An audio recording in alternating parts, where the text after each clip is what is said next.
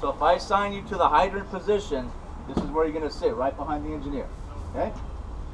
So you'll sit up here. You'll get the order as the rig pulls around. Wherever it stops, you'll get the order to lay a line. Okay? So Tony, go ahead. Tell me to lay a line. Lay line.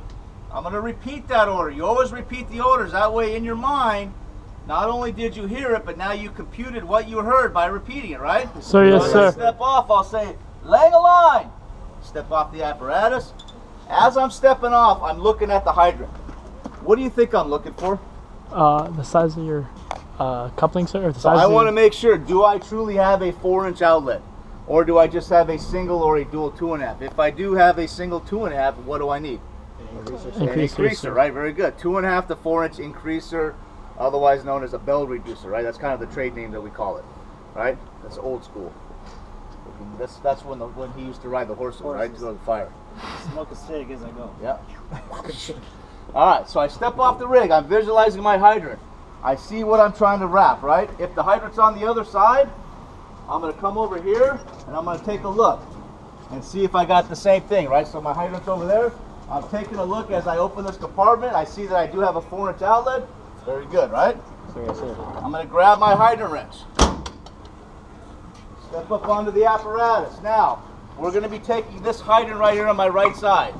Okay, so I'm going to find the female coupling. I'm going to shoulder that hose over the shoulder that's on the hydrant side. Okay, so right now that's my hydrant, right? You can see that the hose is on the hydrant side. So I'm going to step off the rig going forward, and then I'm going to go past the hydrant. How far do you think? 10 feet, sir? 10 to 15 feet, because we want to end up with like a 6 to 10 foot tail around the hydrant. Okay, so we're going to go past it, forward, 10 minutes, stop. Stop. Okay, I'm going to turn in the direction of the hydrant. As I turn, I'm going to take the hose off my shoulder, get a nice big bite of hose. Okay, I'm going to come over here, pull it tight, go it around, make sure it's at the base of the barrel, walking forward.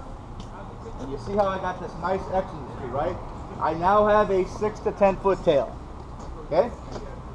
This picture right here is right in your IFSTA book. I personally don't like this technique of wrapping it this way, because what do you think might happen? If that rig, if it pulls tight and this starts to pull away, what is the tendency for you to do? Let go. Follow the hose to try and grab it, right? As this thing whips around, centrifugal force takes you out at the legs. Okay? I particularly don't like this way, but it's very clearly shown in IFSTA, so I got to show it to you that way. Okay? So yes, sir. So then, I will fold the coupling underneath. With one foot in front of the other, I will signal to the engineer, lay a line! As the rig takes off, you'll see one coupling drop, 2 couplings drop. I should have at least 100 feet of hose on the ground, or the apparatus reaches its destination.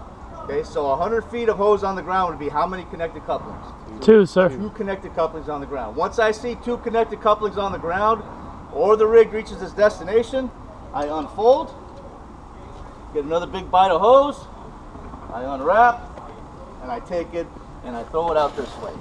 Okay? I now put the coupling right on the side here. I don't straddle the hose, I don't have my back to the apparatus. I keep it in front of me. This is my work area, and I can see what's going on in front. Okay, everybody kind of see that so far? So yes, sir. I'll take the cap off. It's already loose. I take my wrench, and I set it on the stem. Okay. Still looking, right? Hydrant all clear, no obstructions, threads all clear. Gasket, swivel, threads. I connect. And I'm looking, right? Now I come over and I want to clear the street. Make sure I don't get any kinks in the hose. And then now, what do you think I'm waiting for? Water. Waiting for the signal for water. Okay? So yes, sir. Once the hose clamps on there, the second person in this evolution, when we eventually lay the line out, will call for water. That's going to be your signal. Now you can charge it. Okay? And then once we get to that point, we'll continue to move on, and I'll tie this whole thing together. Any questions on that?